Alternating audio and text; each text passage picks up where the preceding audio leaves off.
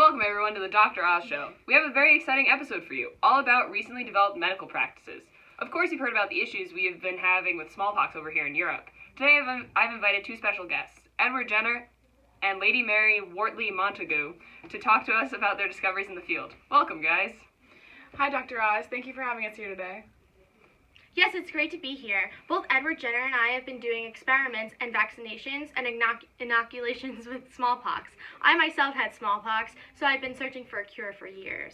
That must be very hard. Smallpox is a terrible disease. Hopefully we can one day find a cure. That's exactly what I've been searching for. I heard about inoculations with smallpox from victims in West Asia through their pus. My son was eventually successfully inoculated, so I decided to bring the practice to England in 1722. That's very interesting. How did it work out for you? Well, I'm here to warn you about pus inoculation. When I tried to integrate the practice into medical standards here, it went very poorly. The procedure killed about 1 in 50 people, and those who were inoculated with the pus were both contagious and spread the disease. Thank you, Lady Mary Wortley Montagu, for informing us about the risk of inoculation. Edward Jenner, would you like to tell us about your medical breakthrough? Thank you, Dr. Oz. I'm here today to share with you all about the smallpox vaccination I have recently discovered. I'm a country doctor, and I had heard about the theory that milkmaids who contracted cowpox were immune to the smallpox disease. Cowpox is of the same family as smallpox. Both diseases produce sores and on dairy cow udders and on the hands of milkmaids. However, this disease is more mild and much less contagious than smallpox. I decided to do research on it, and for 18 years I collected data from cows and milkmaids. That's incredible. What did you find? Well, for my research, it looked to be true. Last year, in 1796, I performed my first vaccination using matter taken from an immune milkmaid on a young boy. It proved to be a success.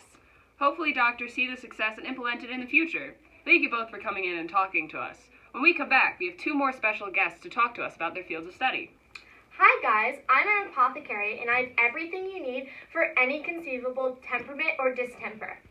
We've got all kinds of herbs, drugs, and patent medicines to cure you faster than ever. Our pharmacists create a unique blend of over 100 drugs and herbs to create a complex medicine that will immediately heal any issues. Take our biggest success as an example, laxatives.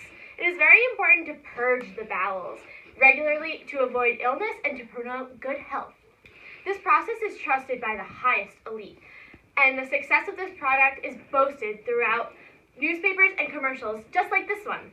Our other popular remedies include catnip, chamomile, fennel, garlic, and witch hazel. We'll mix one up with all the other herbs and minerals and animal parts to create a paste or a pill that is right for you. Find me in any large town or city and come see what we have to offer. Welcome back. As we've discussed, there are many new innovations in medical practices today, and I would like to welcome a physician and a faith healer onto the show to explain and discuss the many differences across these modern medical practices. Thanks for having us. First, we will hear from our faith healer about her practices. Thank you, Dr. Oz.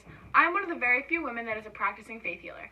As many of you know, women used to be prominent in the healing arts, but since 1700, women have been denied admission to medical schools. I had no idea. That must be very difficult. It has been, but it doesn't stop me from doing what I love. As a faith healer, I make it my mission to drive out the offending devil and those who carry disease. All sickness is caused by demons and evil spirits that lodge themselves in people. Wow, how do you cure someone of something so evil? Well, usually I perform exorcisms to drive out the spirits in a person's body. I believe in the great healing power of prayer and religious relics. That is a very interesting view on medicine. I'm sure our physician has a different approach. I definitely do. I've been in the medical field since I was an apprentice in my teens and have lots of on-the-job training. I'm sure that has helped you a lot in your practice. From what I understand, you don't believe in the devil as the driving force behind sickness. Is that correct? Yes, Dr. Oz. From what I see in the hospital, sickness is caused by an imbalance of the humors in a person's body. Most often, an illness is a result of bad blood, so to cure it, we practice bloodletting. We also rely on purging by prescribing laxatives. Both of these methods restore the balance of humors in a person's body. Thank you, both of you, for coming on the show today to share about your medical experience. When we come back, we will hear from our final guest about her practice as a midwife. Are you a rich man looking to further his education? I am. Look no further than the University of Edinburgh. We are the alma mater of many important surgeons, including the famed Sir Charles Bell, who is the first to describe Bell's palsy. As a surgeon, you get to implement the newest technologies while working on your patients.